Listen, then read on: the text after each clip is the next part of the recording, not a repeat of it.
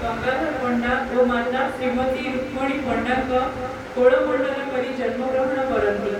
जन्मभूमि मथुरार प्राथमिक विद्यालय शिक्षा आरंभ करी राधाकृष्ण सरकारी उच्च विद्यालय माध्यमिक शिक्षा पंचायत महाविद्यालय धर्मवड इंटरमीडिएट इन आर्ट्स सरकारी महाविद्यालय भवानीपाटना स्नातक और वार्धा राष्ट्रभाषा उपाधि पत्र लाभ करी 20/6/1986 दिन प्रथमे धर्मवड बालिका उच्च विद्यालय हिंदी शिक्षक भाव योगदान करती। 2/8/2005 दिन राधाकृष्ण सरकारी उच्च विद्यालय मथुरा योगदान करी दीर्घ 20 वर्ष धरी एही विद्यालय शिक्षादान करी आज अवसर ग्रहण करती।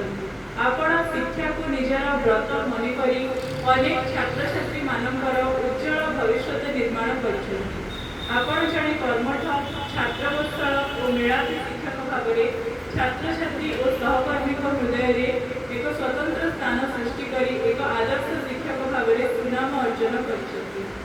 आज यही शुभ दिवस आपणक व्यक्तित्व को सम्मान जणाई आपणक परवर्ती अवसरकालीन जीवन सुखमय हेउ बोली ईश्वर निकट में प्रार्थना करी आमे निजको धन्य मन करूँ।